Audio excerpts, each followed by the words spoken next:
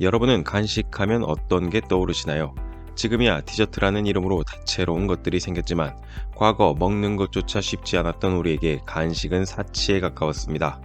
고작 누룽지에 설탕을 뿌려 먹거나 달고나 뻥튀기를 먹었던 우리에게 경제 성장이 시작됐고 다양한 과자들이 그 자리를 대신하기 시작했습니다.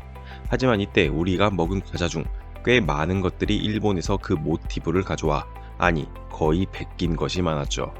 대표적으로 1971년도에 만들어진 국민간식 새우깡은 일본에서 1964년에 출시된 가루비의 갑바 에비센, 1988년에 출시된 롯데 빼빼로는 1966년도에 일본에서 출시된 글리코의 포키, 이 외에도 초코송이, 마이쮸 등 다양합니다. 이를 내용으로 2000년대 초 일본에서는 특집 기사를 내보내기도 했죠. 잘했다고 박수 칠 수 없는 일입니다. 하지만 당시 시대상을 생각해보면 그저 순수 우리 기술로 양질의 간식을 만들기란 어려웠을 것입니다. 과연 과자만 그랬을까요? 우리는 양지로, 음지로 일본의 많은 것을 가지고 왔습니다. 다양한 문화, 음식이 우리도 모르는 사이 우리 사이에 깊숙하게 스며들었죠. 이게 바로 문화입니다. 기업가들, 장사꾼들이 자본주의 시대에서 돈이 되는 일을 따라가는 것은 당연한 이치입니다. 그들에게 일본의 과자를 따라하는 것이 돈이 되는 일이었고 우리는 그에 응당한 금액을 지불하고 단맛이라는 문화를 즐겼습니다. 자, 그리고 시간이 흘렀습니다. 지금도 위에 설명한 과자 대부분이 살아남았지만 식문화는 많이 변했습니다. 솔직히 말하면 간식이라는 말 자체도 젊은 세대는 사용하지 않죠. 대신 디저트라는 말이 나타났습니다. 카페가 생기고 다양한 식문화가 발달하고 그리고 무엇보다 우리 대한민국에는 미친 경쟁 시대가 지속되었죠. 그리고 이게 말이 되나 싶은 다양한 K-디저트 문화가 발생했습니다. 이름은 프랑스 디저트인데 프랑스 디저트라고 할 수 없는 것이, 이탈리아 것인데 이탈리아 것이라고 할 수 없는 것이 여기저기 K라는 이름을 달고 나타난 것이죠. 그리고 그것을 우리는 트렌드라고 부릅니다. 시대가 흘렀고 팬데믹이 지나가며 대한민국의 한류는 일본을 말 그대로 강타했습니다. 과거와 다른 것은 시니어 세대가 아닌 젊은 세대에게 한국의 문화가 우상시 되었다는 것이죠. 그리고 이런 흐름에 따라 우리가 만들어낸 새로운 형태의 간식, 즉 K-디저트는 그들의 깊숙한 곳으로 파고 들어가기 시작했습니다. 우리가 그들의 과자를 따라했던 것처럼요. 오늘은 트루코리아가 일본이 묻지도 않고 따라하는 K-디저트 문화에 대해서 알려드릴까 합니다.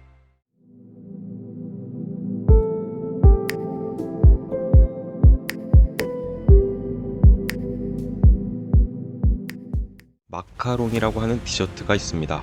이탈리아에서 기원했으나 많은 사람이 프랑스 것이라고 오해하고 있죠. 달걀로 만든 머랭 쿠키 사이에 필링이라는 크림을 넣은 이것이 우리나라에 유행한 것은 꽤나 오래되었습니다. 여기저기에서 비싼 가격으로 마카롱을 만들어 팔아대기 시작했고 경쟁은 점점 심해졌습니다. 그러자 묘한 것이 유행하기 시작합니다. 바로 뚱카롱, 즉 뚱뚱한 마카롱이었죠. 본토는 물론 다른 어떤 나라에도 없는 물건이었습니다. 경쟁에서 이기고자 만들어낸 우리나라의 퓨전 간식이었습니다. 뚱카롱은 머랭 쿠키 사이에 들어가는 필링을 강조하는 것은 물론 예쁘게 꾸미고 또 다양한 토핑을 얹기까지 했죠. 뭐랄까 일종의 거대화, 상업화라고 보면 될 것 같습니다. 우리나라에서 인기를 얻기 시작한 이 뚱카롱은 일본에 그대로 넘어가게 됩니다.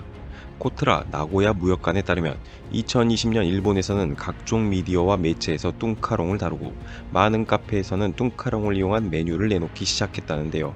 일본의 한국식 뚱카롱 전문점인 나는 뚱카롱과 사랑을 했다의 경우 도쿄와 후쿠오카, 니가타 등으로 점포를 늘려가게 되었죠. 이런 음식이 하나가 아닙니다. 프랑스 태생의 크로와상, 벨기에식 와플을 합친 퓨전 한국 간식, 크로플 역시 마찬가지입니다. 2022년부터 일본에서 유행하기 시작한 크로플은 일본 젊은 층의 패션 문화 중심지인 도쿄에서 특히 인기가 높다는데요. 도쿄와 오사카, 코리안타운을 중심으로 관련 점포들이 들어서면서 현재는 다른 도시까지 확대되는 중이라고 합니다. 신기했던 것은 경주의 명물로 알려진 10원빵인데요. 10원빵의 경우 퓨전 음식이 아니고 심지어 일본에서는 이 10원빵을 10엔빵으로 바꿔 그대로 팔고 있는 현상이 일어난 것이죠. 10원짜리 동전과 10원빵에는 다보탑이 그려있지만 10엔빵에는 일본성이 그려진 것이 특징입니다. 박혜빈 한국농수산식품유통공사 오사카지사 관계자는 10엔빵의 가격은 500엔이며 치즈, 커스터드, 단팥, 말차, 초콜릿 등 다양한 맛이 출시되면서 판매 점포도 많아지고 있다고 말했는데요. SNS에서 활동하는 일본 젊은이들이 시멘빵을 먹는 인증사진 찍는 것이 유행처럼 번지고 있다고 하죠.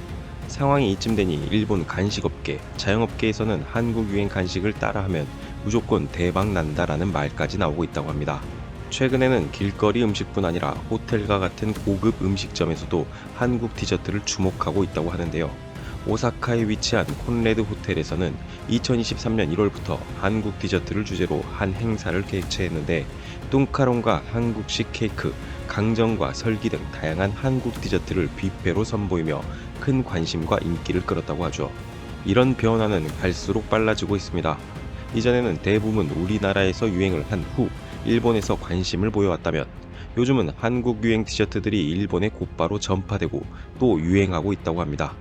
실제로 일본의 음식 웹미디어 치소우가 발표한 2022년 최신 한국 스위츠 디저트 인기 랭킹에 따르면 11개 디저트류 중 뚱카롱이 1위를 차지했으며 이어 달고나 커피, 크로플, 호떡, 생일 케이크가 3위에 올랐습니다. 일본 젊은이들 사이에 K-드라마, K-팝 등을 통해 한류는 세련된 문화로 받아들여지고 있다고 합니다. 이런 현상은 한류가 단순히 문화의 한 장르를 넘어 일본 사회 전반적으로 확산하는 기반을 구축하고 있는데 간식 및 디저트 분야도 예외는 아니죠. 여기서 주목할 점은 설명한 유행, 소위 트렌디한 디저트 외에도 우리 모든 세대가 알고 즐기는 간식 역시도 점차 유행하고 있다는 사실입니다.